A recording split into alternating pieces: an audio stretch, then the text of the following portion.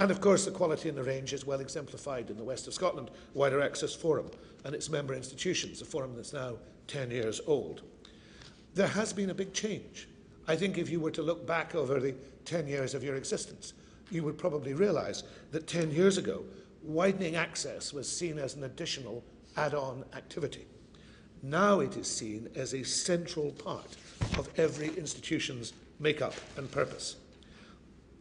I'm very impressed by the programme of activity already delivered by the programme, for example, to S3 to S6 pupils through Goals and its successive project Focus West, which does encourage, support and prepare young people to participate in higher education. And I think it's important to say that that work does have a recognisable impact.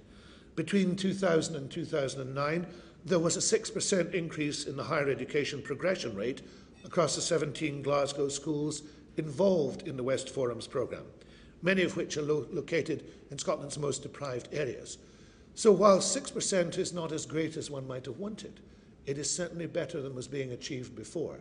It is steady, consistent, recognisable and measurable progress. But we need to provide opportunities for all learners to access higher education.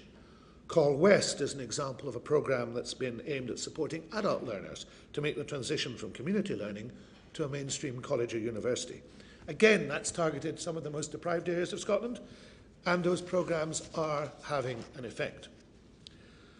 But of course, we're not going to rest on what we've achieved. We've got to aspire to achieve even more. For you, that means considering how you can continue to offer added value to the wider context and range of interventions that are taking place. The Access and Inclusion Committee of the Funding Council is working with this forum to review your programmes of work, resulting in an initial decision to develop, for example, a national schools programme, focusing all the fora on aligning and coordinating their work with the senior phase elements of Curriculum for Excellence. That's joining up what is actually happening, and it is participating in constructive change to get additional outcomes. And that's what we're going to need in this time of financial restraint and financial difficulty. We have to align our work to achieve as many things as possible. And I'm quite certain that the More Choices, More Chances programme, if it is also aligned with the senior phase of Curriculum for Excellence, will produce results as well.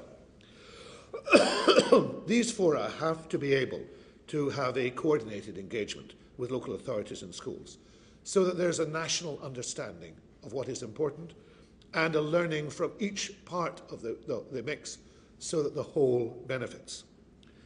Now, this forum and the other fora have been important agents for change. You have developed a range of innovative practice and partnerships.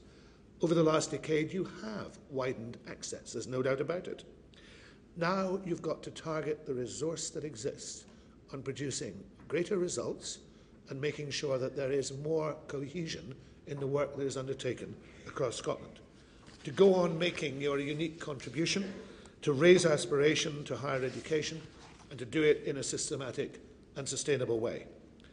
Now, I support the work that the Scottish Funding Council and the fora are undertaking to investigate how they can do that, to make sure that the range of current programmes and activities gets added value, and to make sure that colleges and universities work imaginatively and innovatively with schools and with others to increase access. There has been a lot of research that demonstrates that a student who enters university through a widening access route and completes the course will have a more successful experience and achieve more than the equivalent student entering through a traditional route. And that's the point I want to conclude on. The work that you're undertaking is not only worthwhile in itself, it is not only something that has a benefit for individuals and for colleges and universities. We know from the research it has a lasting benefit in terms of life opportunities, life chances and achievement. There's been much coverage in recent weeks of my determination to press ahead with the issue of smaller class sizes in the early primary years. I believe passionately in that because the research shows that if it is done properly, it actually changes life chances. The work you're engaged in, if it is done properly, also enhances life chances. And the best role for government is to find a way in which it can, by all its actions, enhance the life chances of the citizens of the country it serves. So I want to make sure that the work you do is mainstreamed. I want to make sure it's supported. I want to make sure it is prioritised. And I want to make sure that every penny spent on it counts. Thank you for all the work you're doing on that. I look forward to working with you on it.